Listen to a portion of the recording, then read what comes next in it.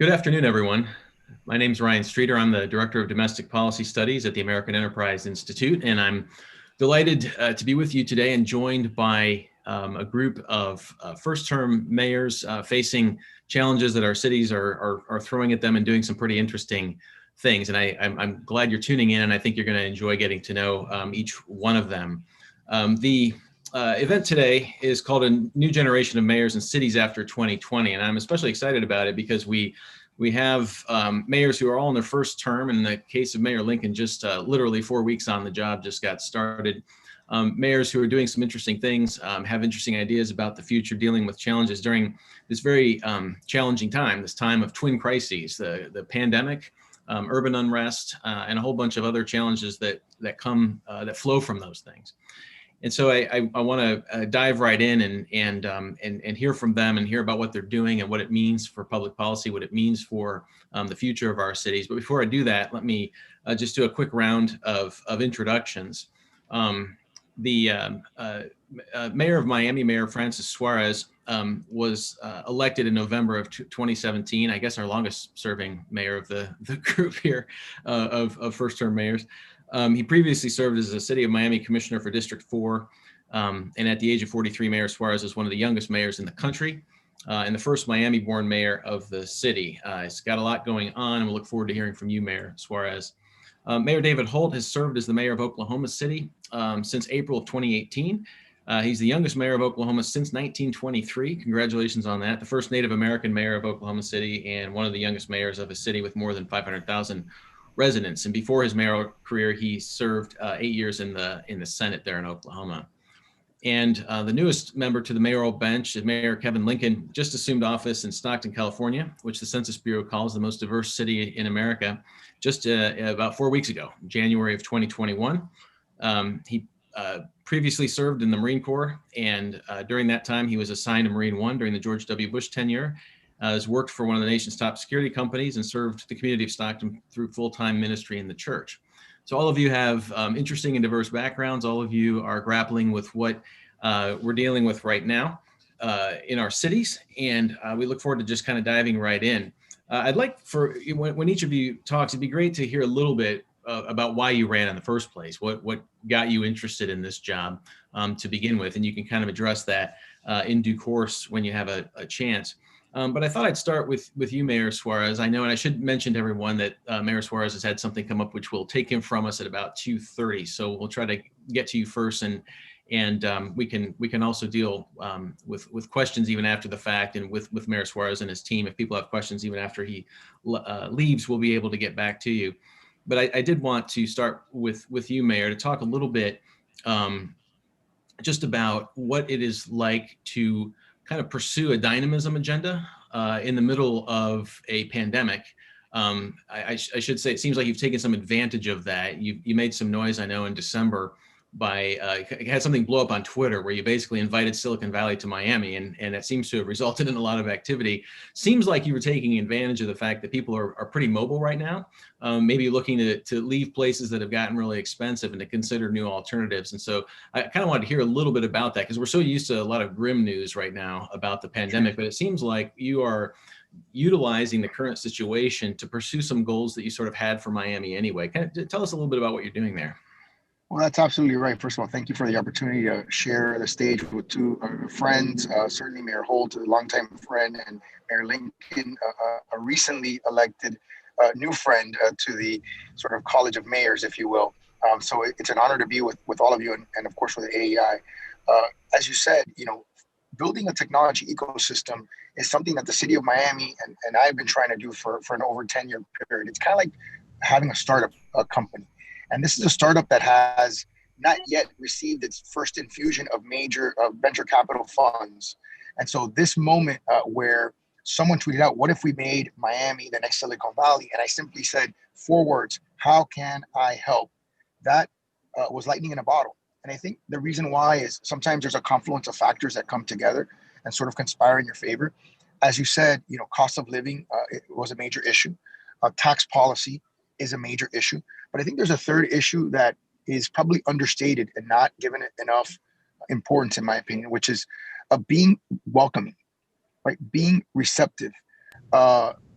treating people with dignity, people that are creators, that are innovators, understanding that their job and their role is to build companies that in many cases change the way we live and the decisions that we make, and they make it for the better.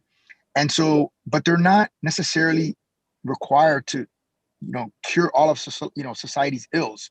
They're not responsible for all the things that are wrong in a particular city. So from my perspective, we take sort of a hospitality approach to making sure that people feel welcome here in our city. B, I think the issue of my generation, and I think both the mayors would agree, the challenge of our generation is income inequality. But it's very difficult to deal with income inequality if you don't create high-paying jobs. I think that's one of the the essential tenets to trying to create upward mobility. Then, of course, you have to create as close to an educational equal playing field to make sure that the children of your community, every child, no matter where they're born, no matter what their station in life, has an opportunity to occupy one of those jobs. So I think that's a secondary challenge. But as you said, the other thing is I think people are thirsty.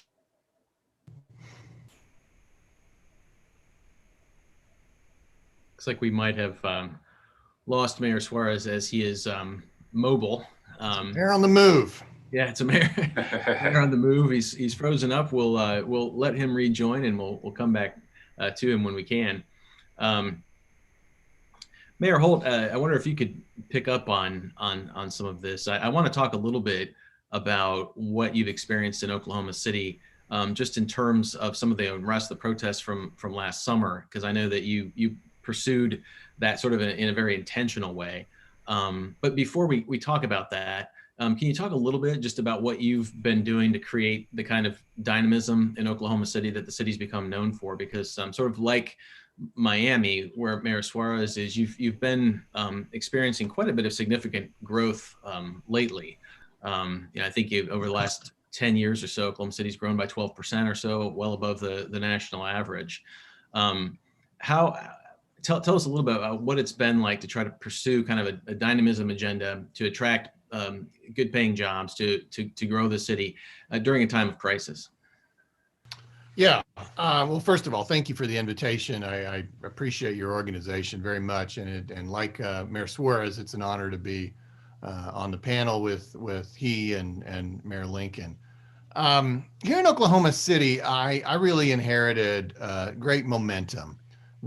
Our key to success over the last 25 years, and it's well documented here in Oklahoma City and oftentimes other places as well. We started investing in ourselves. We started passing these temporary 1-cent sales taxes to build quality of life initiatives, not necessarily core infrastructure. We have those needs as well, and we have mechanisms for that in place. But we found about 25 years ago that it was very important to have a lot of the free market principles in place that you probably preach. But if nobody really wants to live there, right? If there's just nothing to do, that maybe they're not going to be quite as interested in your workers' compensation policies or your income tax rate if it's just a lame place to live. And we kind of found ourselves in that box in the early 90s. So we started building stuff. We called it MAPS, and we still do. And it's a 1-cent temporary sales tax that our voters have approved 4 times. And when I took office, we were in the final stages of MAPS 3 projects, and I championed for my first 2 years the creation of and adoption of, ultimately by the voters, MAPS 4. That happened just about 3 months before the commencement of the pandemic. And it's $1 billion package of quality of life projects. And there's so many other things, obviously, that go into a growing and successful and dynamic city. But I find if your city is investing in itself actively and in a well-known way, it just kind of not only do those investments make a difference, but it just sort of encourages everybody. It makes you feel like that this is a place that is dynamic, where things are happening. And so that $1 billion of MAPS 4 that will roll out over the next decade is one of the things that gives me a lot of hope as we move beyond the pandemic, because I don't mean to rub it in my colleagues' faces, but I bet they wish they had $1 billion stimulus package that the voters had approved 3 months before the start of this pandemic. It's a great thing to look forward to, and it'll be a great aid to us as we move forward and hopefully completely recover and go even beyond where we were before. That's great. What kinds of things more specifically has that investment gone towards, or what will it do? Because your point is interesting. We've done some work here at AEI in the last couple of years based on our survey work. We've really found that there's a really strong relationship between kind of quality of life amenities, being proximate to things that matter, whether it's the park where your kids play or the library where you take them, or just the grocery store, let alone the restaurants and things. And when people have a cluster of those things that they're close to, we find that correlates with higher trust levels. People talk to their neighbors more frequently. There's something about being out and about in a place that you enjoy that sort of loosens you up and actually increases trust. The kinds of things that we say we don't have a lot of in society, it turns out that it looks like the way the environment's constructed contributes to that maybe more than we realize. You've discovered this yourself, it seems like. So I'm curious to know like what sorts of things you're investing in. Yeah, no, that's interesting. Your comments are right on point with some of our projects that we've got in Maps 4 and certainly on point with some of our projects in the past. I mean, previous maps made possible our arena where our Thunder now play, which has become a great economic driver for our community, but also a meeting place for our community. We've never come together before to as a community like that. Yep. I got to cut the ribbon on a Maps 3 project known as Scissortail Park, which is a 70-acre urban park in the core of our downtown. Another place that brings people together, like you just described. Maps 4, which I champion, has 16 projects totaling $1 billion, and some of them are. We're going to upgrade, Scissortail Park is so nice. Everybody wants one now. So we're going to upgrade every single park in our city, which we've got over 150 neighborhood parks. So that's part of Maps 4. We've got youth centers, state of the art, thinking like $25 million type youth centers that'll be spread around our city. Those are the kinds of human things and neighborhood things that we looked at. A lot of previous maps were really focused on downtown, and that needed to happen. We had a dying downtown that needed to be reinvested in. But I would suggest that most people here locally, and I'm not saying anything that's different than what I say back home. Most people would say that Maps 4 is really focused on neighborhoods and really focused on the needs of our citizens. And I think that's right in line with what you were just saying. We did the downtown stuff and we needed to, and that's thriving now. And now we kind of need to look back into people's daily lives and how can we as a city invest in their happiness. We can't do it all. Obviously, there's a lot of things that people have got to take responsibility for themselves, but there's core infrastructure needs that a municipality provides. It may not be appropriate for a state or a federal government to invest in those things, but a city needs to. And if they don't, people will just leave. They vote with their feet, So you've got to build a city where people want to live. And if they want to live there, they'll work there, they'll create jobs there, they'll be entrepreneurs there. And that's been our success story over the last 25 years and why we feel that we have been dynamic and have grown, as you indicated, in population and economically over this time period, and why we think we'll be in pretty good shape after the pandemic. Great. Yeah, very good thoughts. Thanks very much. I know Mayor Suarez he's in a new place now. He's got different backgrounds with Mayor here, and some time is short. Before I turn to Mayor Lincoln, Mayor Suarez, I just want to come back to you because I know we lost you when you were talking about the best part. Yeah, right, right. That's right. No, but I'm curious. One thing I wanted to follow up with you on is as you've been experiencing pretty amazing growth. I think 9.5% population growth in the past 5 years or so, 10% housing, considerable household income growth. You were talking about inequality when I think we lost you. How are you kind of keeping supply and demand up with each other? Because one of the things that the people in Silicon Valley to whom you are appealing are dealing with is they don't have that dynamic, right? And where we see these kind of large centers of commerce, whether it's New York or San Francisco or some of the other California cities, losing people just can't afford to live there anymore. And now that people are working remotely, the question of being kind of close to the office has got a lot of people thinking you've capitalized on that, but somehow Miami, it's a boom town, but somehow you're managing to thread that needle a little bit differently as some of these other high cost centers. We're doing it, and the reason why we're doing it is first and foremost, we have a form-based zoning code that allows us for us to grow in terms of our physical landscape 10x. So we actually have 10x growth capacity, which is a major constraint in cities like San Francisco that are essentially maxed out in terms of their growth, which creates incredible upward pressure on prices when you have a no supply and a tremendous demand. So that's one of the issues that they're dealing with. And even though I don't have $1 billion like my good friend Mayor Holt does, we have a $400 million, what we call Miami Forever bond, which was similar to what he's describing. And 100 million of that is affordable housing, is for affordable housing. So we're leveraging, what I call zero basis land, which is a fancy way of saying free government land that is underzoned and underutilized. With those $100 million that we're getting a 20 to 1, or in some cases 25 to 1 leverage rate from the private sector. So we just did $10 million worth of projects. We got with $10 million investment, we got $200 million worth of projects and about 750 units of affordable housing approximately. So if you extrapolate that out to 100 million, which is what we have, you're looking at doing 7,500 units with a tremendous amount of leverage, with over $2 billion of leverage. So for us, we're going to continue to do that. We're expanding what's called our community redevelopment agencies, which would produce somewhere between 250 and $400 million worth of new monies that we can leverage at the same rate. So we're doing public-private partnerships with affordable housing developers. We're using underutilized and underzoned land that's public land, and we're using public dollars that are either a creation of a tax increment district or public bond dollars to make sure that we can keep prices at a rate where we can continue to attract engineers and doctors and nurses and police officers can still afford to live in the urban core, which has been traditionally becoming more and more expensive, even though we're seeing an enormous urban renewal push in the city, which I'm sure is happening in Oklahoma City and other cities, in Stockton and other cities in the country. There is a renaissance to the city.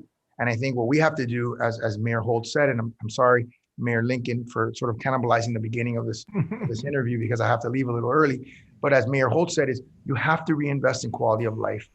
You have to make quality of life investments. It's wonderful to have, this is not a virtual background, by the way, guys. It's wonderful to have, a great, this is my office. It's wonderful to have a great weather. And that's obviously a huge advantage. We obviously highlight, but you need to have great parks. You need to have a tremendous art, scene. We have one of the largest art festivals in the world. We have tremendous private galleries. You need to have all the sports venues. We're gonna be only one of 2 cities in the U.S. that's gonna have Formula One in 2022. We're gonna have Major League Soccer, hopefully in Miami in the next year.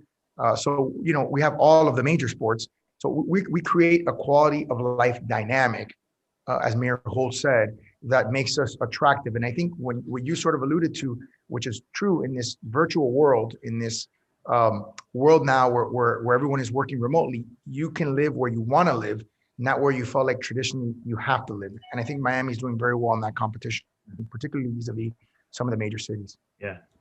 Yeah, good. Thank you. And I should say for those watching, if you have questions, there's 2 ways to ask a question here. You can send them in by email to kawitpromrat@aei.org. That's KAWIT period PROMRAT@aei.org, or on Twitter at hashtag post2020mayors. So hashtag POST2020mayors plural. Feel free to, you can send those in at any time and the team will put them in the queue and I can read them off later. Mayor Lincoln, turning to you, congratulations again on your recent victory. I know that you defeated someone who was kind of a rising star in the party and kind of caught some people by surprise. Back up a little bit and tell us about why you got in the race in the first place. You chose to run for mayor of Stockton. Like I said, according to the Census Bureau, the most diverse city in the country, with a lot of headwinds. You did that right during a twin crisis pandemic, lots of unrest. What was motivating you? What did you hope to achieve, and what are the voters expecting from you? Well, Sammy, again, just echo the comments of my colleagues there in that thank you for this opportunity to join you and participate in this forum here.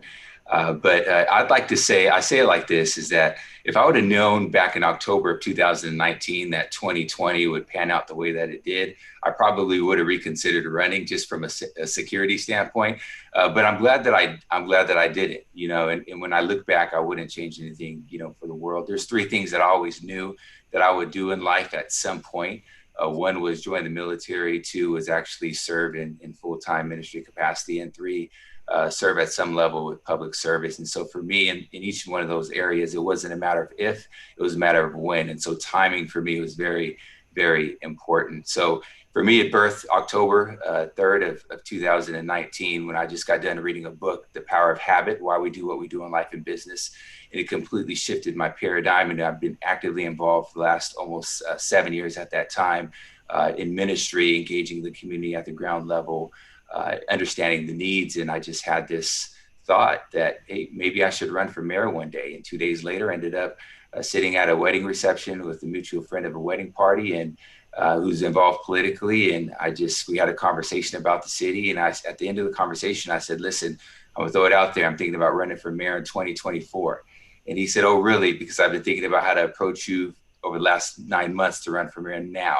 And so in October 5th of last year is when it all began. So between October 5th and November 12th of 2019, that's when I made the decision to run for mayor. And from the 12th of November to November 3rd of 2020, it was we were sprinting a marathon there. Yeah, I'll bet. It sounds like it all happened very quickly, and I'm sure it was quite a jolt for your family. When you listen to Mayors Holt and Suarez talk about investing in kind of quality of life initiatives, creating an urban environment where people want to be and where they want to go to work every day and raise their families, how does that strike you? I know that the Stockton is also growing kind of above the national average over the last 10 years, but I know it also has some headwinds just in terms of higher unemployment and some real challenges there. Kind of what's your first sort of 180 days to the first year sort of approach to those sorts of things? What do you tackle first and why? Sure, and that's something that we ran on as I heard, Mayor Holt and Mayor Suarez talk about quality of life in their city. That's something that we ran on locally is improving the quality of life through Stockton and having to bring forth that leadership that will focus on addressing and understanding the fundamental needs of our community. And so I think quality of life looks different for each city, each community, each municipality. So for us, you asked the question, what do you tackle first? How do you prioritize that? One obviously is where we find ourselves right now in the midst of this pandemic, and the local challenges, county and state level, having to navigate that, whether it's the impact on small businesses and those types of supports, or it's vaccines and things of that nature. But the one area from a quality of life standpoint that we've had to focus on, and it's been playing in our community for quite some time, is this issue in and around homelessness to our community. And so, we all want a safer community. We understand that, it's not a crime to be homeless. Obviously, different people have different life circumstances, and there's different reasons why they arrive at the position that they are today. But we also understand that, their rights do not supersede the rights of law-abiding Stocktonians as well. And so it's finding that balance of ensuring that, we have the support and the means necessary to service our homeless population, but we're also improving the quality of life and creating a safer, cleaner city for our residents. And so for us, that's 80% of our population in Stockton views homelessness as the number one issue. And so, we worked really hard throughout this campaign to reach out to different municipalities, different leaders, elected officials, to really understand what's working and then identify the solutions that we could begin to implement here in Stockton. But it's all about taking the next step, not necessarily having tunnel vision, but just laying everything out on the table and saying, okay, what is the practical next step in each area? And then being transparent and upfront with the public. And civic engagement was another opportunity for us, as well, in terms of, improving the quality of life just from a trust standpoint between the residents and their electeds as well. So for me, prioritizing civic engagement, ensuring that, the public understands that we are listening and we have their best interest at heart, and we expect the public to hold us accountable, and we'll do everything we can to make sure the fundamental needs of our city are met. Thanks. Yeah, and I'll come back to this topic of trust in our institutions here a little bit later on. But Mayor Suarez, before we lose you, I did want to ask you when it comes to the inequality kind of problem that you talked about that we are facing society-wide, but of course at the city level, everyone has to deal with it in very granular terms.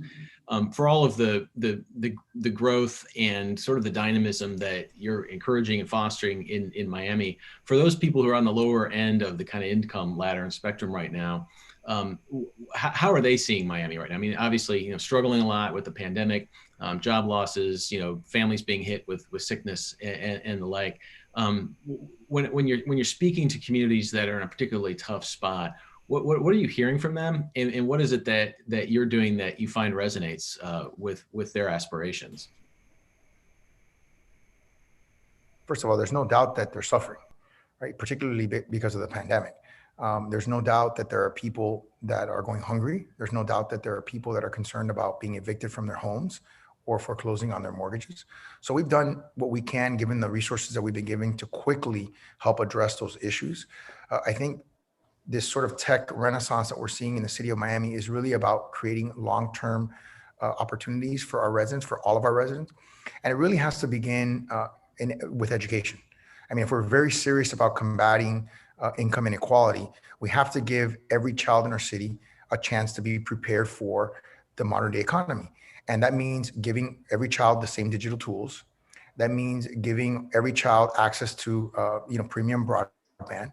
And that means giving every child access to a curriculum that's going to make them successful.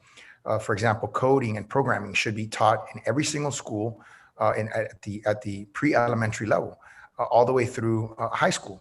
So when I think those three ingredients are in place, and they're not there yet, I don't believe, that's when I think we're going to be creating a pipeline for these new jobs that we're creating. And unless and until we get there, what we're doing is not bad. I mean, we're still creating, high-paying jobs in our city. That's a wonderful thing. Somebody has to occupy them. But to truly deal with income inequality and create class mobility and give people an opportunity to be successful, government can't mandate that. I come from a lineage of people who don't believe that government can mandate that. That's just not the way it works, and it hasn't worked ever in the history of humanity. But one thing government can do is try to equalize the playing field so that people who want to work hard, who want to study, who want to succeed, have an opportunity, or are not at a disadvantage just because they live in a certain neighborhood or they grew up in a certain family. So that's what we're trying to achieve in Miami. That's why we call it not just Miami Forever in terms of our resiliency program, but we call it Miami for Everyone. Terrific. Thanks, Mayor. And I know you had this other obligation come up, and we're going to lose you here in a minute. I want to thank you for being here. And if anyone does have questions that they do send through those channels, we can forward them on as long as we have contact information to the mayor's team. And if you have a question for him, that they can be responsive to. But good luck with everything that's going on there in Miami. I know it's a busy place right now with a lot happening. We'll look forward to seeing you again at one of these future AEI events. So thanks for being with us today. I look forward to it. It's been an honor to participate with AEI. I've met so many wonderful people as a result of the organization. And frankly, I leave you in much better hands with the two mayors that are staying on. Very smooth. Pleasure meeting you, Mayor Suarez. Thanks very much, Mayor. Thanks, Dave. Good to see you, buddy. Mayor Holt, I wanted to ask you a little bit just about the past summer. I know that you kind of, when we were in the middle of a lot of unrest in our cities after the George Floyd killing and all the subsequent events, I believe you met with community protesters. You met with Black Lives Matter on more than one occasion. You went out and listened to people in the community. What did you hear? What did you learn? And what kinds of things did you and the city do to maintain an environment that, by comparison, seemed to be relatively peaceful and stable? It seemed to draw, you drew some attention to yourself, and I know that's not what you're trying to do, but I think people noticed that things were going well and differently there compared to some other cities. And it'd be great to hear your story.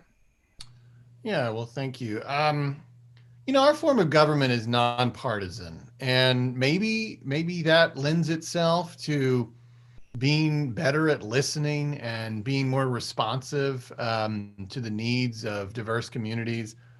Or maybe it's just my natural inclination, or maybe it's a mix of the both. But whatever the case, I mean, I came into office talking about diversity and inclusion as one of my top 4 issues, which was rather unique in Oklahoma City's history. We're a very diverse community. Under the age of 18 is 60% non-white here in Oklahoma City. But our leadership, our decisions had been disproportionately dominated by the worldviews of guys who look like me. I am Native American, but I mean, ultimately my cultural experience growing up has been a white guy in Oklahoma City. And so when all of that happened, I mean, it certainly resonated with the things I'd already been talking about. And I don't need thousands of people marching in the streets for weeks to listen, right? Like I can one day, maybe 2 days of that, and I recognize that there's something going on, and that we need to talk, you know. And so really, it was the third day of events here in Oklahoma City where I did sit down and I met with the leadership from Black Lives Matter, and then went down and this may be even more so what you're alluding to, kind of surprised the protesters that were in front of our police headquarters and listened to them for several hours into the night. And from that point forward, we never had any more property damage or violence. And we acted also. It wasn't just a performative gesture. We created task forces to look at our police policy. We created a task force to look at reinstatement of a human rights commission in Oklahoma City, which we're an outlier that as a large city that we don't have one. We abolished it 25 years ago. But even broader than that, we've been clearly intentional, and I've certainly been hopefully leading the way on this in talking about all the issues all the challenges that are clearly facing our minority community, and putting everything on the table and acknowledging that the promise of America is equal opportunity. It's never been equal outcomes. But when the outcomes are unequal century after century, decade after decade, and now, 50 or 60 years after the work of Dr. King, you have to ask, are the opportunities really equal? I mean, I think and I think that's the reckoning we all faced last summer, was that here in Oklahoma City, I mean, a white kid who grows up at our affluent part of town is going to have statistically far more likely to have better educational outcomes, better economic outcomes, literally a longer life than an African American kid who grows up just about 10 miles away from that point. And how many decades do we let that go on before we finally say, you know what, maybe what we did in the 60s wasn't enough, and we should stop patting ourselves on the back for that, and maybe we need to go a little deeper. And so those are the conversations that what happened in June certainly accelerated. And yes, here in Oklahoma City, whether it's me, whether it's our business community, whether it's our other elected leadership, I think we listened really well, and we're still listening. This is not going to be something that we address in a few weeks or a few months. It's going to be the work of a lifetime. But I think that you see in my community, and I suspect in a lot of other communities as well, people who had previously kind of put blinders on to some of these issues, willing to have very uncomfortable conversations about them.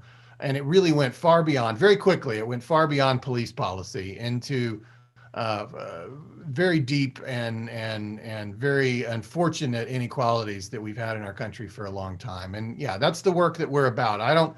It was nice what you said in introducing me on that topic. I don't think I'm perfect or that we've got it all figured out, but we are trying, and that maybe is more than some or others are doing. We are definitely trying. We are definitely committed, and we are definitely listening and being empathetic, and truly not just performing empathy, but actually feeling it.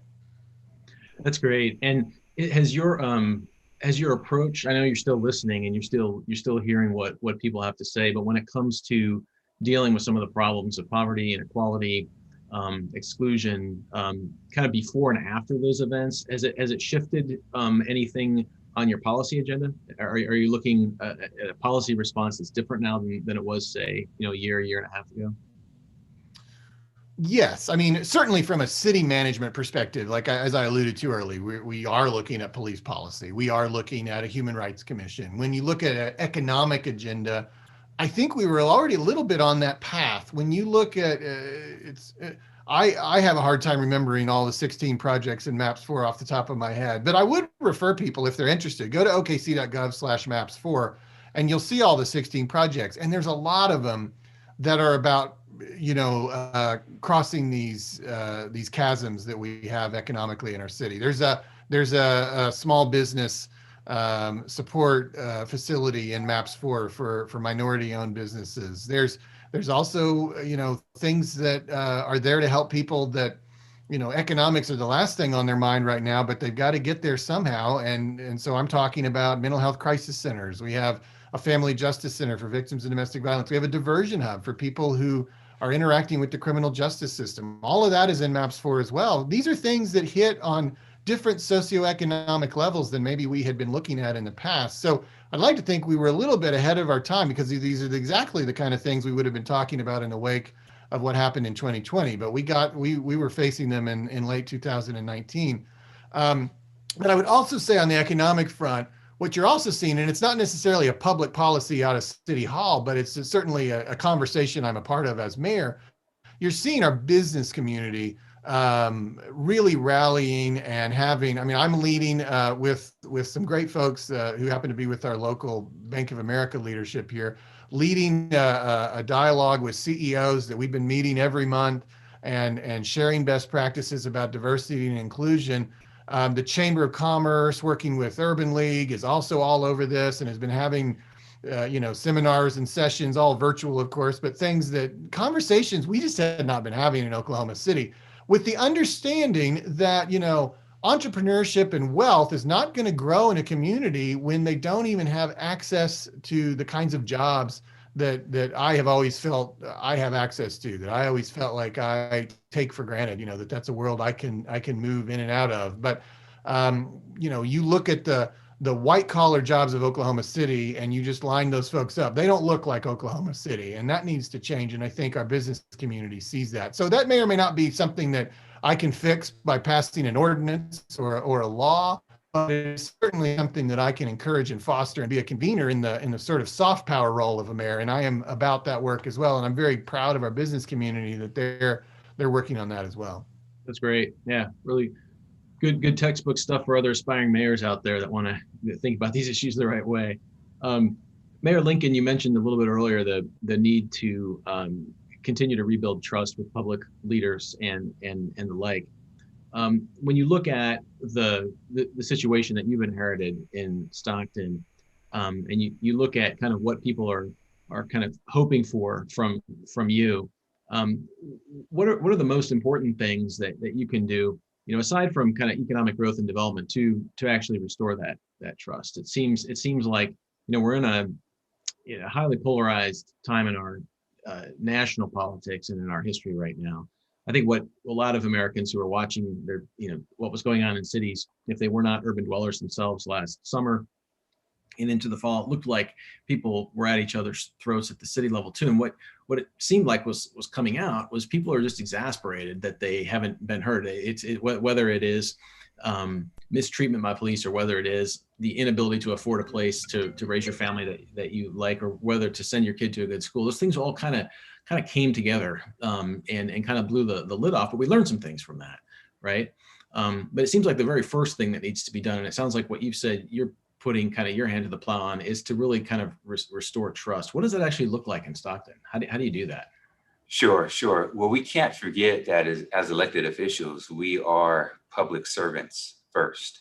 And so, when I become mayor, the message is not that now as a constituent or resident, you work for me. No, I work for you. And as Mayor Holt mentioned earlier, that this is a nonpartisan, at least in Stockton as well. The mayor's seat is a nonpartisan seat, and so the people just want a leader that is going to focus on and prioritize the fundamental needs of the community, and being upfront and transparent, with the public, throughout that process. And there is a few words that I picked up on that I agree with Mayor Holt. And one key word was intentional, just being intentional. And we know from a leadership standpoint, everything rises and falls, on leadership. And so when it comes to civic engagement, it's absolutely critical that, we are intentional about identifying innovative ways, to build those bridges of trust, and engage the constituents, whether it's through social media, whether it's through marketing campaigns, or, in partnership with our school districts, and just whatever, identifying what the needs are and figuring out strategic ways, to meet the people where they're at. Not expect the public to come to us, but actively engage and invite. So for example, something as simple as inviting the residents to a city council meeting, right? Making that process for engagement, a little bit more seamless, as opposed to having to jump through hoops. And these are the little things as we focus on the individual that will help bridge those bridges, of trust. And then for me, one of the things that we, I wanted to do early on was do a listening tour, throughout our community, engaging different community stakeholders. There's a lot of disinformation and misinformation that was out there about me during the campaign over this past year. So for me, it's important to go to those people so that they can form their own opinion about me as their elected official, as their leader, so we could break down those walls, and then we can, again, build bridges of trust and move our communities forward. And so for me, it's just all about public service and making sure that is at the forefront and at the heart of everything that we do out of our administration. That's great. Yeah, there's really nothing quite that you can do to replace just that impact of being there and being out with people and listening to them and hearing what they have to say, which is something a lot of national political leaders think they're doing, but they don't know what it's like to be a mayor, I'm sure. And I think that was the dynamic with our campaign over the past year, because we did those things, to the extent that we could do them. Obviously, through the campaign is different from governing. There's certain, groups or faction that you can't necessarily get to for certain reasons. But coming out of the election, it was important for me to prioritize meeting, with them as well. But that engagement is absolutely important. Yeah, I remember my very first policy job was as an aide to Stephen Goldsmith when he was the mayor of Indianapolis, and I remember him being with him when I was relatively new on the job, and being in a relatively testy town hall, and people said, what do we do if we still upset with you and your policies after we leave here? What should we do? And he said, protest me. Just come down. You have to be organized. You have to be civil, but you can show up at City Hall and I'll come out and talk to you. You state your demands more clearly than you are here. And they did. And I just remember being taken aback. It's like, wow, inviting people to come and confront you is something that I didn't think politicians did. But when you're a mayor, it works well. Yeah, and it's listening. Not only do you have to listen, but when you listen, you have to take some sort of action as well. So, for example, listening over this past year, when we talk about civic engagement and lack of trust, it's because, my predecessor moved public comments to the back of the council meeting. So if a constituent wanted to come and wanted to share or make a comment, they'd have to wait a couple hours before, we should hear from the public, in my opinion, first, right? So that's one of the first things that I did at the very first council meeting that I presided over, is I moved it back up. Right. And again, I'm just engaging. So not only listening, but acting, having some sort of action as well. And what that does, it lays the foundation for what's to come, because, they get, for me, this past year was, it was an interview of a lifetime. That's what I treated it as. That the people of Stockton, they're going to make a decision whether or not to hire me. Right. And so how I ran the campaign, how I engaged the community, I wanted that to be an indicator of how I would lead moving forward, so that when we stepped into office, then we're that much further along from a trust standpoint to be able to collaborate, come together, unify as a community, to implement the type of policies and initiatives that are necessary to move our city forward, addressing the needs now and for the foreseeable future.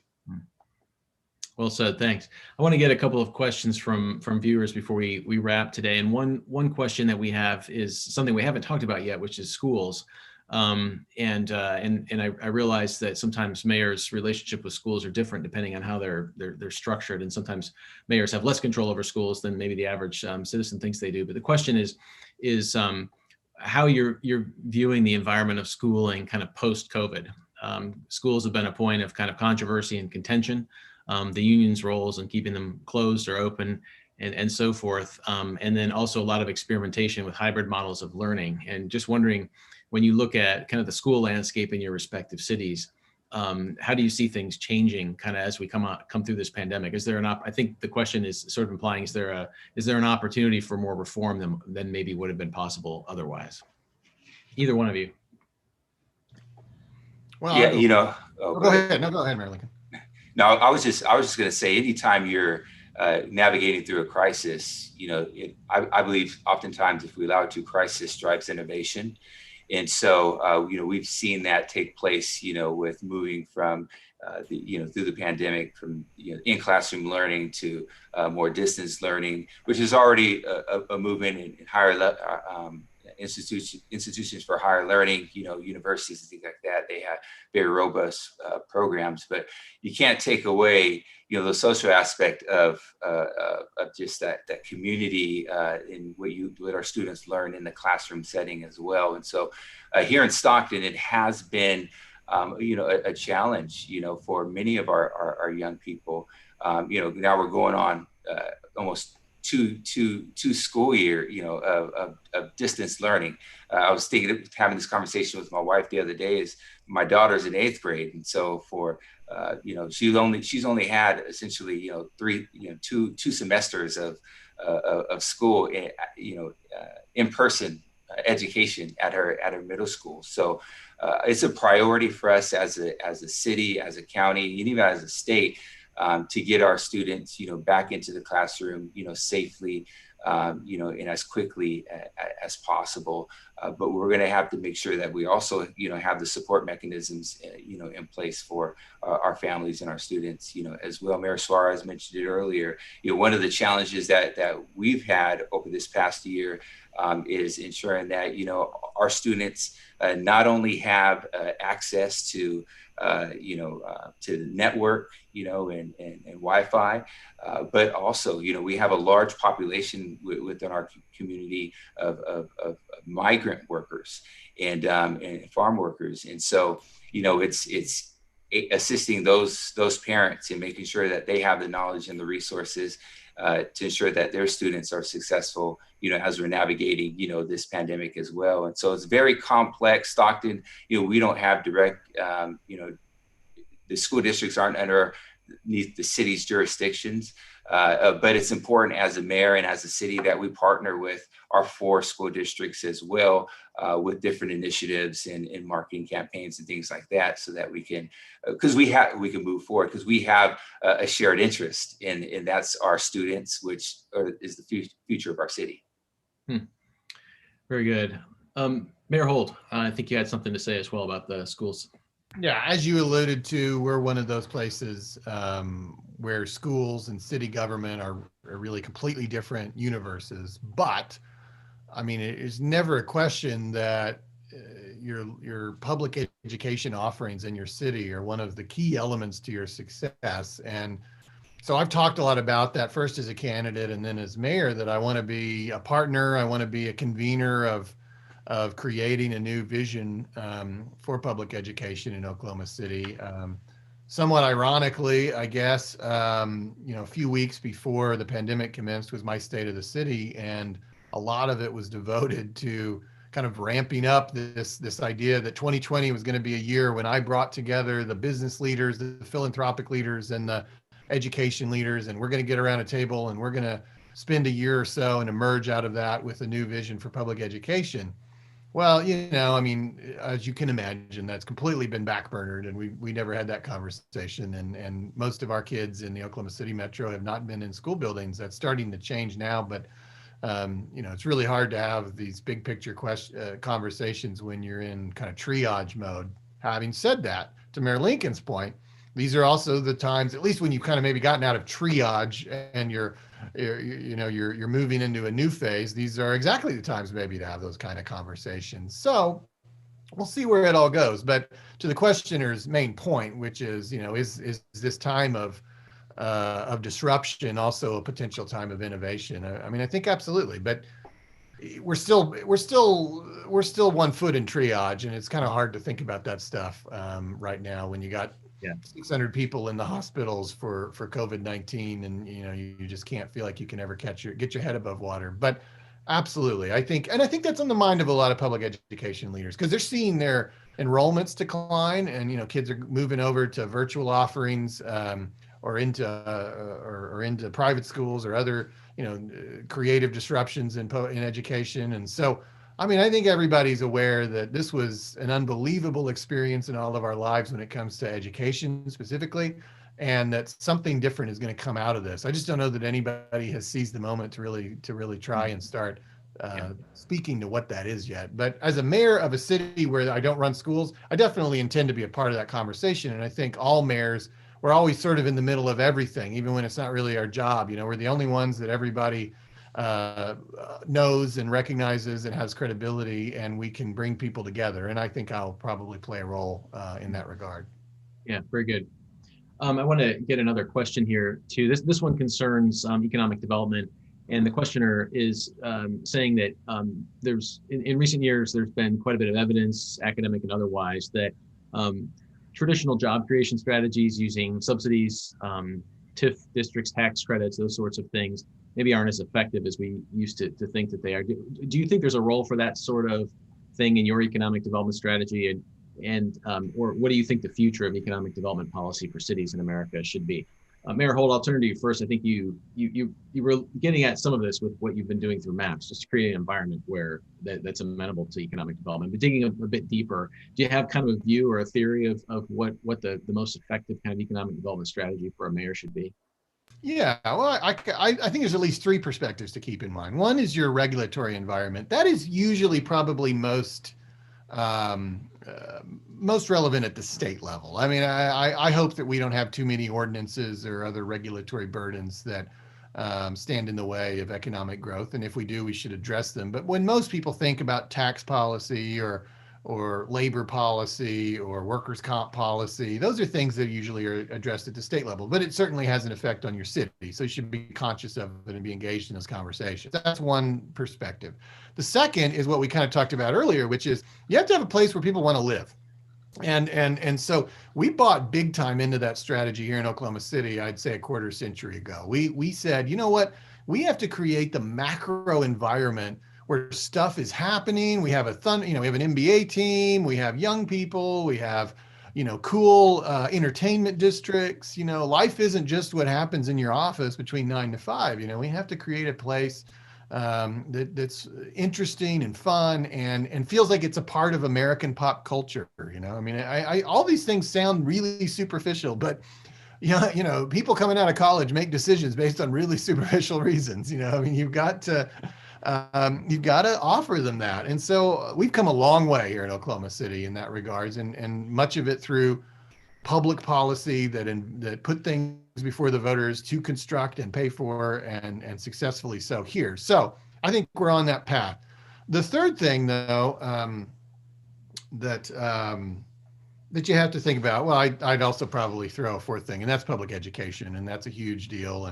And I think here in Oklahoma City, we struggle with people moving to our suburbs or worse, and we have to work on that for sure. I don't even remember what the question was, Ryan. Where did we start? Yeah, you're doing a great job answering it. Really, it was, your basic approach to economic development. If it's subsidies. I know that was the third. That was the third thing. Now I'll call it the fourth thing. Subsidies and incentives. Okay, so look, Mayor Lincoln, every mayor in America is going to tell you this exact same thing. I suspect we hate those things. We don't like any of that stuff. But until we figure out, some sort of mutual disarmament across the country, all of those job creators are going to come here with their hands out, and they have leverage on us, because when I say no, Mayor Lincoln's going to say yes. I know that, if we all say no mutually, then I guess it would work. But nobody's ever tried to put together that effort. Maybe there needs to be a federal law to ban incentives and subsidies, but the reality is that's the game, and I don't like it, and I kind of hate when very smart public policy people in Washington, tisk the mayors who are handing these things out as if we enjoy it, as if we like doing that or want to do that. But that's the hand we've been dealt. So here in Oklahoma City, we approved economic incentives in 2007 and 2017. Our voters actually approved them. And they give us basically an account we can kind of draw upon. So when Amazon comes here and they want to build a major distribution center, We've got economic people, development people who have a conversation with them, and sure, they care about the regulatory environment, they care about the city their employees are going to live in.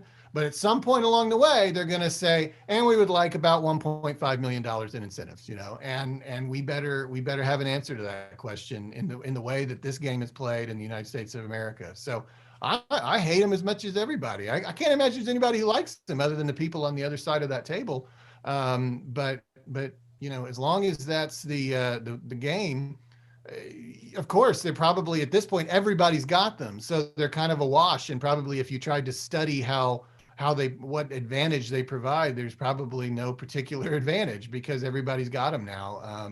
But yeah, it's very frustrating. Don't get me wrong on that. But yes, we have them. And we absolutely will keep having them as long as that's a necessary part of a conversation that we have all the time with potential job creators here in Oklahoma City. Yeah, no, fair enough. It's a diverse toolbox. You need to use many of these tools. We're coming up against the end of the time. I've got a question here though that I won't be able to get to everyone, so I'm going to end with this one because I like it. I think it's from a younger viewer, and the question is this, and I'll let you both respond to it, which is what is the appeal for you of being outside of national politics, and what advice would you give young people wanting to enter public service? So you're outside of national politics. You've got, in my view, one of the most important political jobs in the world is to be a mayor. What advice from your experience and vantage point would you give to young people that want to get involved in public service? I would say just do it.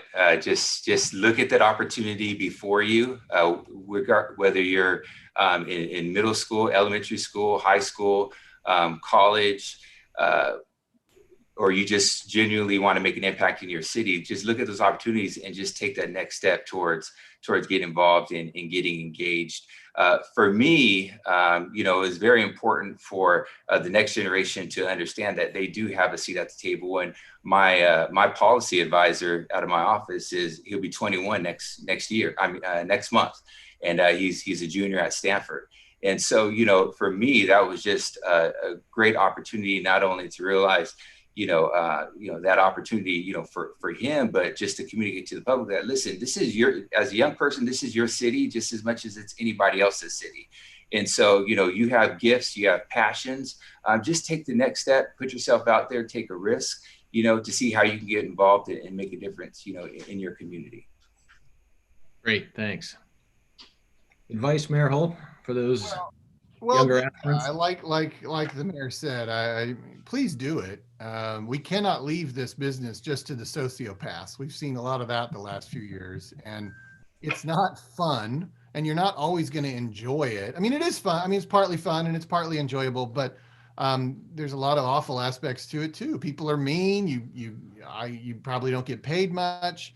They might be more than mean. They might be dangerous. I mean, there's lots of downsides to this, but it is also very rewarding. You're helping people. That's essentially why all of us probably got into this. We wanted to help people. We wanted to, be a part of something bigger than ourselves and not just improve our own lives, but improve the lives of our friends and neighbors and our family members and our descendants. And for all those reasons, it's very rewarding. And I don't think you'll ever look back on public service with any regret. You'll be glad you did it. And please do, especially if you're a person of good character with a good moral compass, because we need you. Again, we have all kinds of people getting attracted to this for what seem to be very perverse reasons, and they're wreaking havoc across the country right now. And we've got to get back to electing and good people. And I don't really care where you are on the ideological spectrum at this point. I'm just looking for good people who have good intentions, and we'll work the policies out, and we'll find some common ground. But we got to get good people back in this. And I think you will find, interestingly enough, as I have, that mayors are disproportionately good people who, regardless of whether they're Republicans, Democrats, or independents, they are really close to the ground. They really are doing this for the right reasons. And there's a reason that so many public policy folks in Washington love mayors, because they see that we seem to be in it for the right reasons. We're getting things done, and we're pragmatic, and we're working with diverse communities, with people all over the ideological spectrum. So if my second part of my advice, other than please do it, would be get into city politics. You'll have a lot more fun there. I've worked in Washington. I worked in the White House with you, Ryan. I worked in the U.S. Capitol. I worked in the state capitol as a senator, but this is by far the most fun I'll ever have, is being mayor of a big city. And don't forget that you can affect the most amount of change at the local level as well, right? Yeah. So That's right. Yeah, that's a great note to end on. Couldn't agree more. Thank you so much, Mayors Holt, Mayors Lincoln, and in absentia Suarez. Thanks for taking time out of your day to join us today. We could keep going on, and judging by some of the questions in the queue we didn't get to, so the viewers think the same. But we would like in the future to invite you back to some discussions where we can dig in a little bit to certain things like housing, to job creation, to the future of quality of life initiatives. We'll be doing more of those things over the course of the year, and look forward to welcoming you back to these discussions at AEI. But we are out of time for today. So thanks again to you, and thanks to everyone who's watching, and thanks to those of you who submitted your questions, for being engaged with us. And just keep checking our events page and coming back to join us here at AEI for the many events that we have scheduled in the coming weeks and months. Thanks to all. Bye. Have a good day. thank you. Thank you, Ryan. Thank you, Mayor. See you. See ya.